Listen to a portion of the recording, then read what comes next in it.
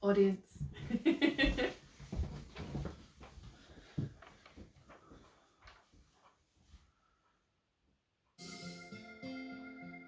Hallelujah. Hallelujah.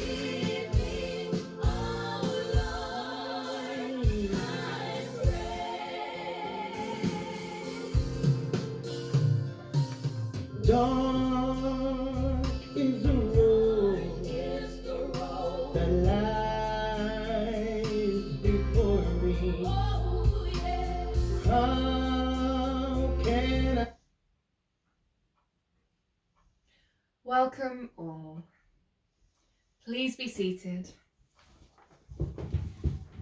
My name is Sophie Stockton and I am the celebrant in charge of the ceremony today. The ceremony to celebrate the life of Thomas Tom Radley. I want to start by thanking you all for coming today and look forward to helping you begin your 9 days of grief together. For those of you who do not know, in Jamaican culture, there is a 9-day ceremony to celebrate the life of the person that we've lost. We celebrate together for 9 whole days, and this funeral ceremony begins the process of those 9 days. I would like to also remind you all at this time to please silence your phones as to not disturb the ceremony. Thank you. We find ourselves here today in circumstances such as this to celebrate the life of Thomas. Looking at all the faces out here in the sunshine, I expect that you would think I was going to talk about something perhaps a little trite, that I would say something chipper, or that I would maybe try to make the situation that we find ourselves in feel a little less awful. But this feeling that we have, this feeling in our gut, it is the most honest feeling that we can all feel at this moment in time as we mourn the loss of this beautiful young man. Death is always bittersweet, especially when we feel as though death has robbed us of our time with someone. And when a death occurs such as this, when someone dies by suicide, we find that that bittersweet feeling becomes even more complex. But as I look around at the faces in front of me, seeing you all here together at the beginning of your 9-day journey of grief, I find myself smiling with the knowledge that Thomas's family, his mother Irene and his sister Amara, will have the greatest amount of support to help them through this turbulent time in their lives.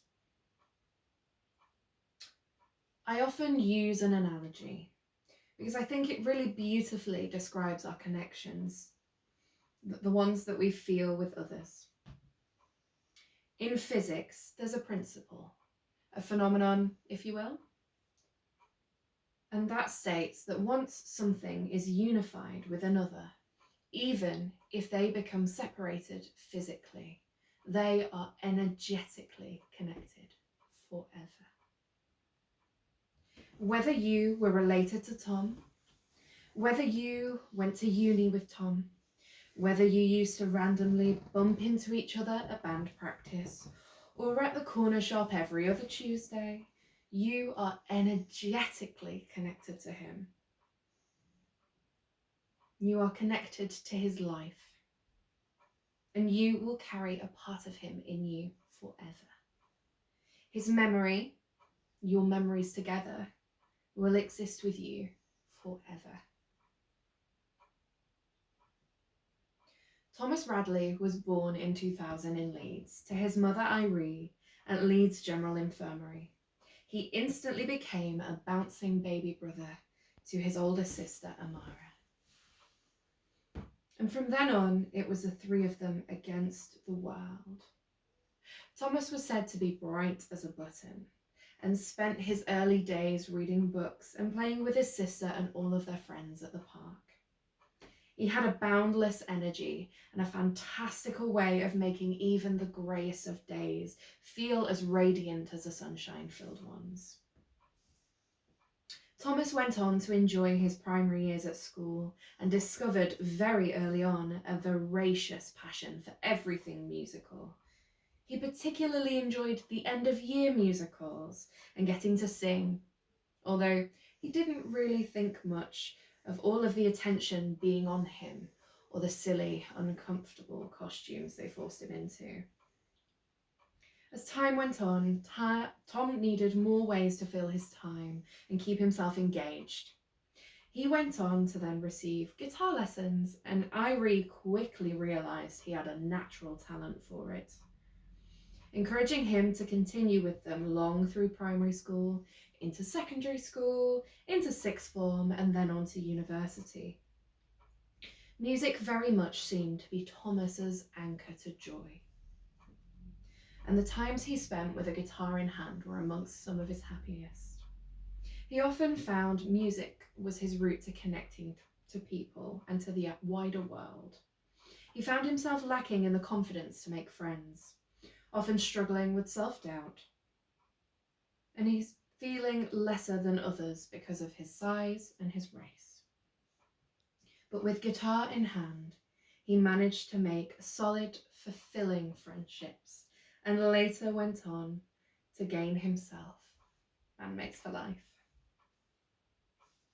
While still at secondary school, Thomas spent his weekends using his guitar to entertain people at the local cultural centre. And there they shared performances and long afternoons, making food and playing music together as a community. As he got older, Thomas really did enjoy connecting with the richest parts of his Jamaican heritage and found that it helped him heal some of the views he held about himself. Around the people he found here, he felt more normal, more seen. He also became intensely passionate about the Christian faith, the way it intermingled with his cultural background, and also the acts of charity that were at its core. The Cultural Centre often ran fundraisers for local homeless charities and ran food drives with delicious Jamaican food like curried goat, grilled plantain, jerk chicken, and fried dumplings the size of cricket balls. Thomas's time at university, unfortunately, was quite the opposite to this, being sometimes quite tricky. The course he'd taken was demanding, but he had hoped it would reward him appropriately. He spent lots of his time practicing his instrument, researching, and writing for all of his assignments. He'd often text his mother and sister late at night during his library stints near his deadlines. He'd pose for little selfies with a bottle of water and some snacks, just to let them know that he was looking after himself, even though it was an ungodly hour in the morning. With the arrival of the pandemic, Thomas found being away from home extraordinarily difficult. With Irie working as a nurse in an intensive care ward and his sister Amara also being away at university, he found the isolation of being in his dorm room difficult, as well as the online lectures and the lack of band practice with his friends. Despite his mental health suffering because of this, he still tried to make a difference, volunteering at his local community centre to help make relief parcels for those who struggled to get out to shop or for those who were too vulnerable to risk catching COVID. He found for a short time that these acts of charity really helped to ground him in all of the chaos. As a second lockdown came around, however, Thomas's mental health decline unfortunately claimed his life at the age of just 21 years old.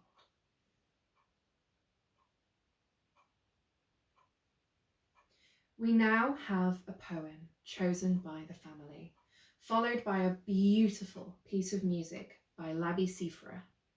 We will use these as a time for reflection and a time to remember the joy that was Thomas, the joy that he left with us, and the memories we will carry forever. Can the reader come and join me, please?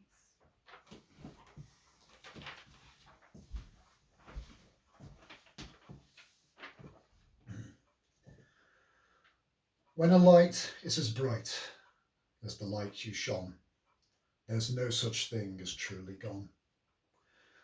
When a smile is as precious as the one you wore, you nestle in our hearts forevermore.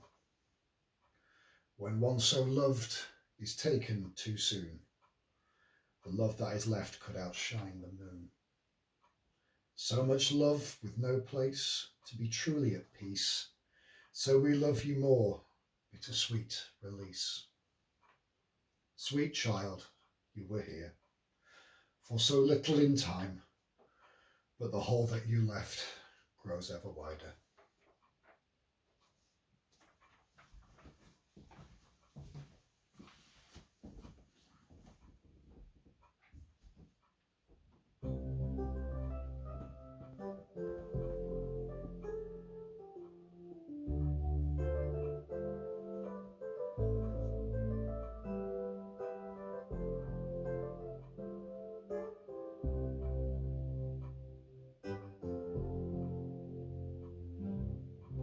The higher you build your barriers, the taller. I will now read a tribute from one of the people that couldn't join us today. And then I will be joined by somebody else to give tribute to Thomas. We'll start with a tribute from Tom's lecturer, Dr. Garrow. Tom was one of my favourite kinds of student. He always arrived on time. He always turned in his assignments on time. But more importantly, he engaged with the world around him at university to its fullest extent. If there was a gig, a fundraiser, a demonstration, a jamming session with his peers, Tom would be there. Maybe not at the front and centre of it all, but he was there nonetheless. I shall miss his kindness and mourn the loss of the wonderful adult that he would have become. The university has dedicated their next musical showcase to Thomas and will be giving talks to aid awareness surrounding young people's health services in the university. There will also be a plaque placed in the music department in his honour. We now have a tribute from his roommate, Mark Voslinski.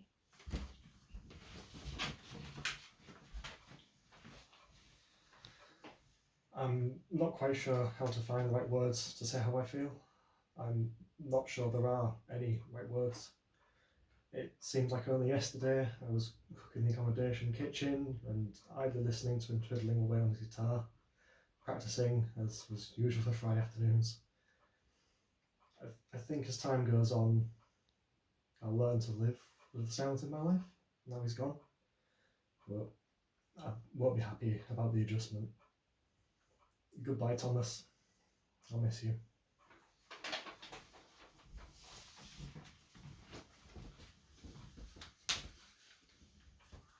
Touching words and powerful sentiments from people in Tom's life. We now move forward to the committal of Tom's body to its final resting place. The time has now come where we must say goodbye to the physical part of Thomas, Tom. As we say goodbye to your loved one, we wish them well as we lay their body to rest. We wish them love and light and peace. And even as we lay them to rest, you still carry a piece of them with you, in every one of you, in your hearts. We send Thomas away whole, even though we ourselves are a little less so for it. We allow Thomas to rest and send him on his way. I would now like to invite Irene and Amara to give their offering to Tom.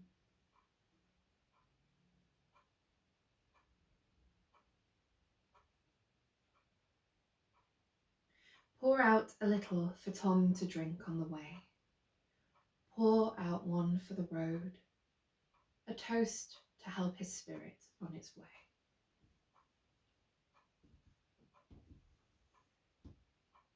Thomas Radley, your kindness towards others will always be spoken of, and the sound of your guitar will ring through people's hearts forever.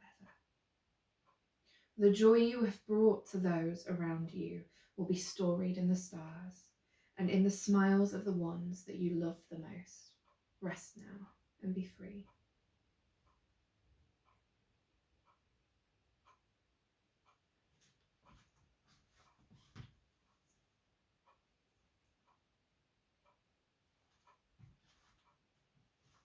We have now come to the formal end of the ceremony for Thomas.